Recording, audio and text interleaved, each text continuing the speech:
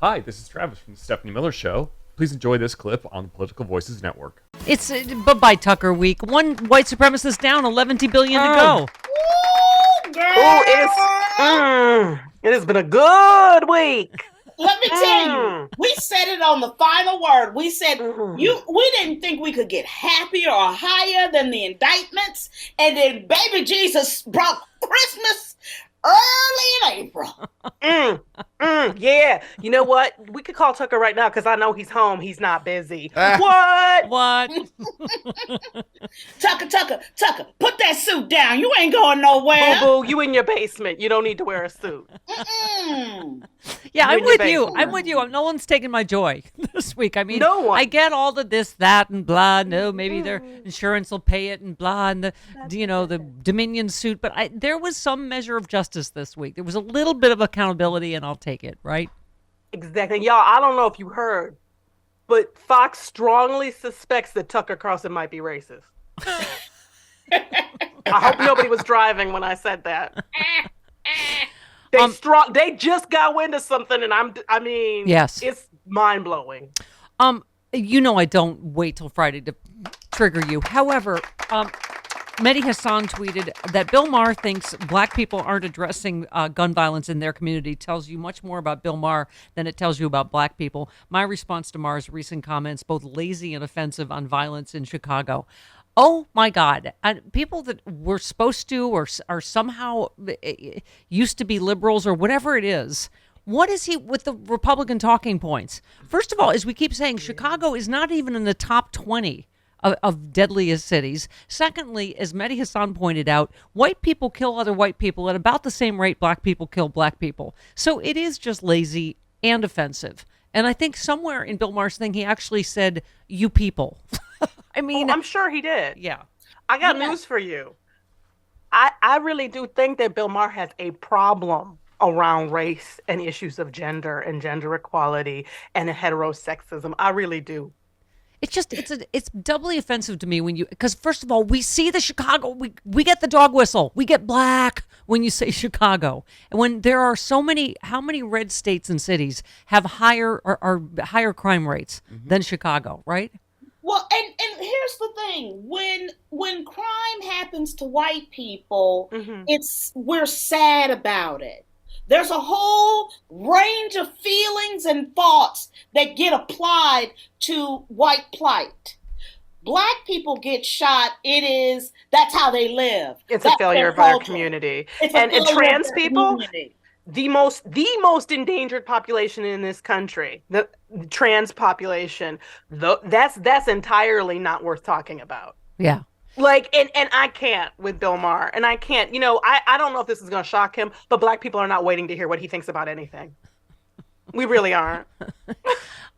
He can go on tour with Dennis Miller now. Yeah. Take the mask off and get with your people.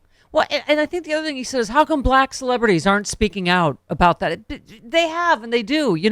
Somebody said, like, white people are never at those marches, when they, what's his... you get mad at... See, you're coming and going, right? Because he doesn't like the lawsuits either. Right. See, this is the thing. Like, he is not on the cusp of information in wokedom. He really is not. And I don't know why he thinks he is. And because I don't know why... HBO keeps on giving him the platform to do it. Thank you. Yeah.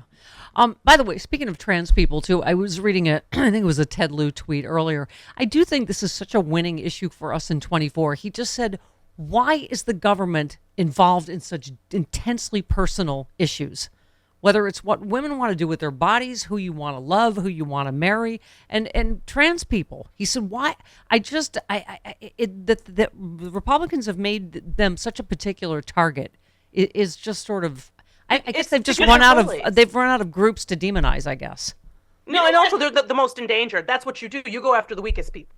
You go after the people who have the least access to power. Yeah. Yeah. You know what I truly do believe with the GOP? I believe that these are people who have banged themselves into the framework of white Christendom, even though they were not that. And they're angry that the people who go out into this world and truly live their lives, themselves, their true innards, they're angry about that. Yeah. How dare you? How dare you love who you want to love? I don't. How dare you worship how you want to worship? I don't. I didn't get a chance to do that. How dare you choose what gender fits you? Right. I didn't do that. Right. This is the latest one. A Texas school district canceled a field trip to see a performance of James and the Giant Peach after a single parent complained that actors were dressed in drag. The parent raised concerns at a recent school board meeting that some actors were playing both men and women in the performance. Another parent said, drag is not a big deal. It's theater. It's art. It's been part of our culture for years. Also, small community theater like this doesn't have a lot of people auditioning for it. So sometimes you do have to play multiple parts. Yeah. Yes. Isn't it in Shakespeare as well? I don't know, Shakespeare. I have a theater degree, but it's absolutely insane. Yeah. It's absolutely insane. And I'm like, what? You stay up at night. This is the thing, James and the Giant Peach? Because let me tell you something. Now I got to go see it. And I had no interest in it. Yeah, exactly. Your hate is messing up my social time. I have to go out and do things now that I didn't even feel like doing. But I think this is going to be one of the big things, don't you think? In 24, is just these are fictional. Whether we were joking about the green M&M during the break, or as I think it was Rude Pundit said, not teaching your kids about Rosa Parks is not going to do anything for your home insurance rates in Florida, which have gone through the roof and are causing people to have to leave Florida or lose their house. They're just not. They're not focused. I don't think issues that real people are focused on. Do you? No, not at all. And then you got the media and people like Andrea Mitchell who spend their entire time on air talking about the age of someone who I believe is younger than her. By the way, I've been meaning to bring this up with you guys, and I keep forgetting. Don't you think at the very least Andrea Mitchell should not be allowed to interview young black people? I'm just asking. I don't know if you saw her interview with one of the Justins. No, I didn't. The most cringeworthy. It just was so painful to watch. I didn't know. Because, she's just, I don't know what it is. She's just very. There's a lot. Stumbling and awkward and sort of Republican talking points. But, oh, my God, that interview was just like, oh, no. That's who she is. And I'm sick of seeing her. And I'm sick of her craptastic show. We got rid of Chuck. Andrea has to go now, too. Yeah. And what they're trying to do over there at CNN, which is become Fox Light,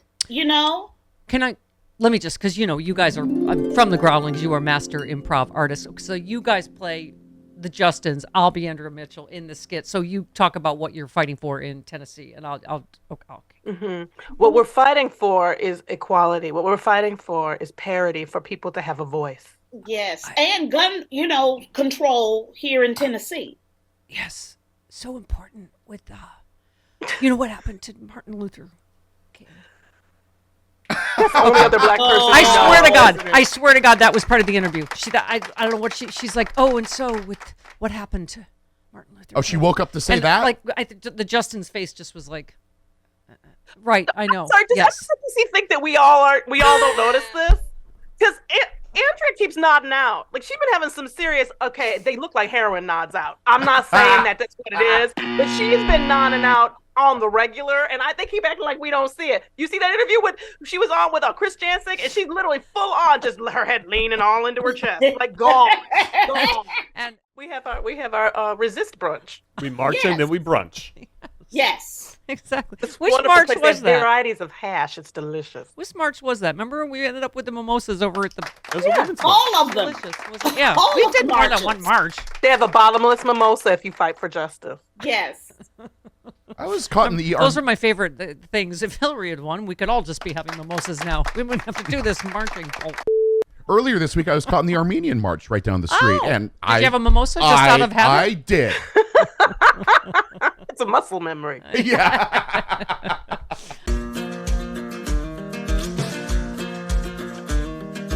Republicans say they won't cut Social Security, Medicare, or Medicaid. But can honest, hard-working middle-class Americans really believe what these politicians say? Republicans said they wouldn't overturn Roe v. Wade. Here's what Supreme Court Justices Gorsuch, Kavanaugh, and Coney Barrett said during their Senate confirmation hearings. Roe v. Wade. It is a precedent of the United States Supreme Court. A good judge will consider it as precedent of the United States Supreme Court. Roe v. Wade. It's settled as a precedent of the Supreme Court. Roe is not a super precedent, but that doesn't mean that Roe should be overruled. Well, we saw how that turned out. They played us for fools. Tell your elected officials to keep their hands off of our Social Security and health care benefits.